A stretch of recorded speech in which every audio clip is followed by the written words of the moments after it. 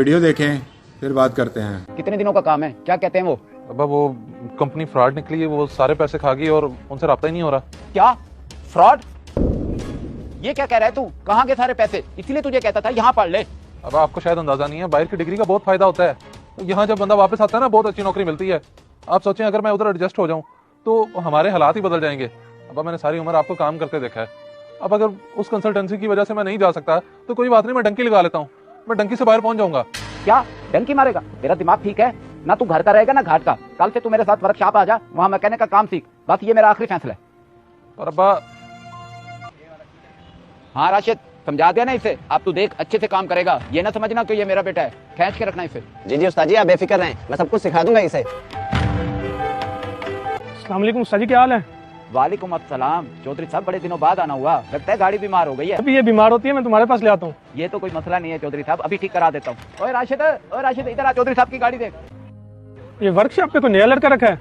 पढ़ा लिखा लगता है ये तो। बेटा है मेरा, इंटर किया हुआ है बड़े अच्छे नंबरों से। फिर काम पे क्यों लगाया हुआ है? आगे क्यों नहीं बढ़ाया इसको?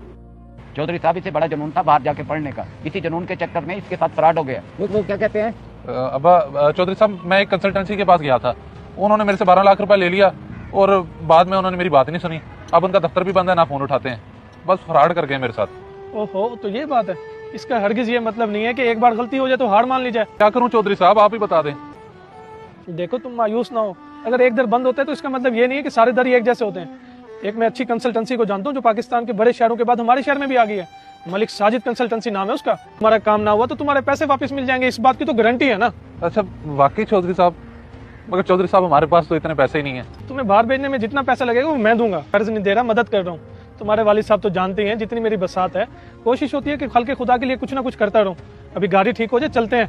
आप दोनों तसल्ली कर लेना। कि मेरे 71% मार्क्स हैं, तो क्या मेरे वीजा के चांसेस हैं? वेरी गुड बेटा, 70% के ऊपर आप स्कॉलरशिप के लिए भी एलिजिबल हैं और आपको Italian government 20 to 30 lakh Pakistani rupees भी देगी ताकि आप अपनी स्टडी को कंटिन्यू कर सकें और आपके वीजा के चांसेस 99.99% हैं। जी ठीक है, मैं तो फुली सेटिस्फाई हूँ। मैं ऐसे करता हूँ, कल आपके पास आ जाता हूँ डॉक्यूमेंट्स लेके, आप कल ही मेरा प्रोसेस करवा दें। मैं ये कभी नहीं भूलूंगा आपका एहसान। मेरी नेकी को एहसान ना करो, दिल लगा के पढ़ो और अपने वालिद का नाम रोशन करो। आओ चलते हैं। अब्बा जी, मैं आपको बता नहीं सकता कि आज मैं कितना खुश हूँ। ये सिर्फ और सिर्फ चौधरी साहब की वजह से हुआ है। उन्होंने सिर्फ हमें पैसे ही नहीं दिए, बल्कि उन्होंने हमें जेन्युइन कंसल्टेंसी के बारे में बताया। तू सही कह रहा है बेटा, जो भी होता है अच्छे के लिए होता है। तेरे साथ ये फ्रॉड ना होता तो आज तू इटली ना बैठा होता, वो भी इतनी आसानी से। जी ठीक है अब्बा, आप अपना खास ख्याल रखें। मैंने पढ़ना है, फिर उसके बाद दोबारा बात होगी। ठीक है बेटा, तू दिल लगा के पढ़ और राब्ता रखना। अल्लाह हाफिज। इस वीडियो को देखकर आपकी क्या राय है, कमेंट्स बॉक्स में मुझे बताएं। जज़ाकल्लाह।